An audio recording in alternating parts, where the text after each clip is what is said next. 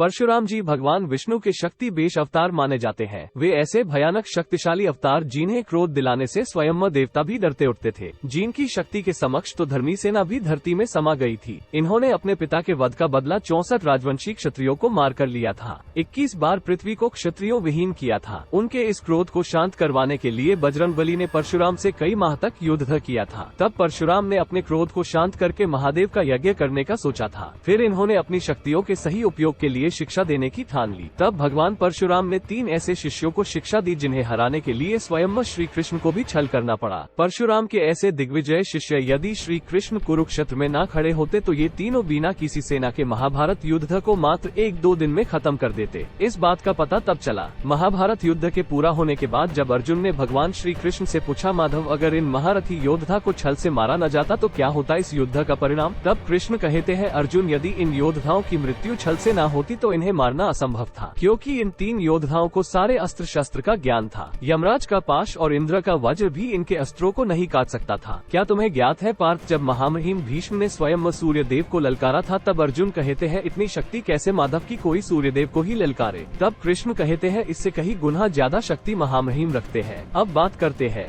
परशुराम के दूसरे शिष्य की। तब अर्जुन कहते हैं, कौन माधव? कृष्ण कहते हैं, गुरुद्रोण। यदि गुरुद्रोण ने महामहिम को सिर्फ कौरव वंशों को शिक्षा देने का प्रण न दिया होता तो शायद तुमसे भी शक्तिशाली धनुर्धर खड़ा होता। गुरुद्रोण के पास इतनी शक्ति है, यदि वह अपने धनुष को छोड़ के युद्ध करे तब भी वो तुम्हारी आधी सेना का विध्वंस कर देंगे। अब बात करते हैं परशुराम के तीसरे और आखिरी शिष्य की, जो थे महारथी कर्ण, अतः तुम्हारे बड़े भाई। यदि वो तुम्हारे पक्ष में होते तो इस युद्ध में मेरी कोई आवश्यकता ही नहीं थी। स्वयं अंगराज कर्ण ही कई अक्षिणी सेना के बराबर है, जिन्होंने इंद्रदेव को अपने मात्र 3 बाण से भयभीत कर दिया था। जिनके सम्मान से बड़ी उनकी दानवीरता थी, जिनसे समाज ने बालपन से दया न करी। तब दुर्योधन ने उनके साहस और वीरता देख सम्मान किया था। किस प्रकार कर्ण उनका त्याग करते, क्या पता तुम कर्ण के प्रति उदारता दिखाते तो स्वयं कर्ण तुम्हारे पक्ष में खड़े रहे थे। तब अर्जुन कहते हैं, परंतु माधव युद्ध के दौरान मेरे बाणों से भ्राता कर्ण का रथ कई मील पीछे खींच गया था। तब कृष्ण हंसते हुए कहते हैं, मेरे और बजरंगबली के होते हुए तुम्हारे रथ को इंद्रदेव जरा भी नहीं खींचा सकते, उसे कर्ण के बाण काफी धकेल देता था। तब अर्जुन क्रोध में कहते हैं, कितनी शक्ति थी भ्राता कर्ण में। फिर श्री कृष्ण कहते हैं, जिस जरासंध को मारने में भीम को कई दिन का समय लग रहा था, यदि मैं भीम को जरासंध की कमजोरी नहीं बताता तो जरासंध अवश्य जीवित रहता।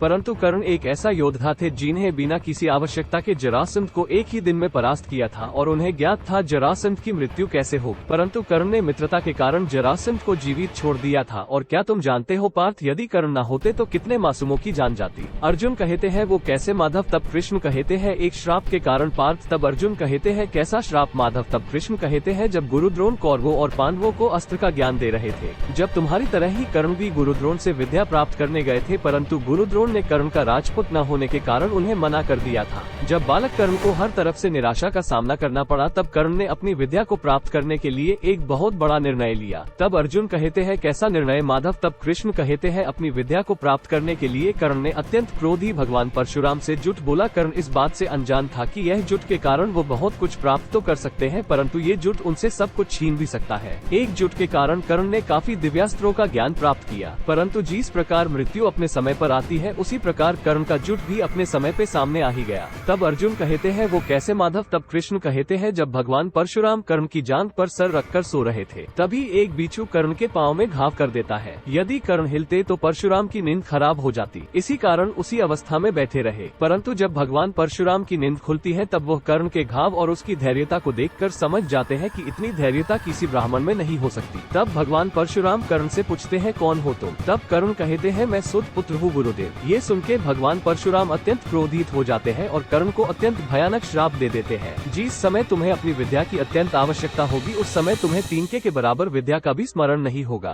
तभी कर्ण अपने गुरु परशुराम के चरण स्पर्श करके चले जाते हैं। तब कर्ण हस्तिनापुर में आते हैं, जहाँ पांडव और कौरवों का शक्ति प्रदर्शन होता है। तब वहाँ कर्ण को पहला व्यक्ति ऐसा मिलता है जिसने उसे लोगों की लाख प्रताड़ना के बाद भी अपना मित्र बनाया, यहाँ तक कि कर्ण को अपने हिस्से राज्य उपहार स्वरूप दिया। परंतु क्या तुम जानते हो पार्थ, एक और श्राप जो कर्ण के ऊपर पड़ने वाला था? तब अर्जुन कहते हैं, कैसा श्राप माधव? तब कृष्ण कहते हैं, जब कर्ण अपने राज्य में गश्त लगा रहे थे तभी कर्ण से घृणा करने वाले इंद्रदेव ने एक दैत्य को ऋषि मुनि की गाय चुराने को कहा। जब वो दैत्य उनके बछड़े को चुराने के भागता है। तब ऋषि अपने बछड़े को वहाँ न देख के रोने लगते हैं। ये देख के कर्ण उनके पास जाते हैं और वह देखते हैं वो दैत्य उनके बछड़े के पीछे भाग रहा होता है। तब कर्ण अपना धनुष लेके उसके पीछे पीछे भागते हैं। तब जैसे वो बछड़े को मारने वाला होता है तभी कर्ण अपना बाण छोड़ते हैं। कर्ण के बाण को आता देख वो अदृश्य हो जाता है। अतः वो बाण जाके उस बछड़े को लग जाता है और तभी वो ऋषि मुनि वो सब देख लेते हैं। अतः अपने गाय के बछड़े को मृत देख के क्रोध में कर्ण को श्राप दे देते हैं। जिस तरह मेरा बछड़ा हर तरह से असहाय होके मरा उसी प्रकार तुम्हारी भी मृत्यु आएगी। ये सुन के कर्ण रोने लगते हैं। तभी यह बात परशुराम को पता चलती है। अतः वो क्रोध में कर्ण के पास आते हैं और कहते हैं मैं पूरी सृष्टि को मनुष्य विहीन कर दूंगा। किसने मेरे शिष्य को इतना भयानक श्राप दिया? तब कर्ण कहते हैं रहने दीजिए गुरुदेव, मुझे श्राप की आदत सी पड़ गई है। लगता है मेरा समस्त जीवन श्रापित है। आपने भी तो मुझे क्रोध में श्राप दिया था। तब भगवान परशुराम ने भी अपने क्रोध को त्याग कर कर्ण को गले से लगा लिया था। सब कुछ जानकर भी भगवान परशुराम को अपने शिष्य कर्ण पर बहुत गर्व था। भगवान कृष्ण ने आगे अर्जुन से कहा इन तीनों से मुझे इसीलिए डर था। अर्जुन इसीलिए परशुराम जी के इन 3 शिष्यों से संसार के सभी योद्धा डरते थे। दोस्तों, आपको क्या लगता है परशुराम जी के इन 3 शिष्य के बारे में भगवान श्री कृष्ण अर्जुन से जो कहते हैं उससे आप कितने सहमत हैं? हमें जरूर बताएं। या आप इस विषय में और भी कुछ जानते हैं तो भी हमें जरूर बताइए। महाभारत में ऐसी कई रोचक कहानियां हैं जिसे जानने के लिए हमारे चैनल को सब्सक्राइब कीजिए। वीडियो अच्छा लगा है तो लाइक भी जरूर कीजिए।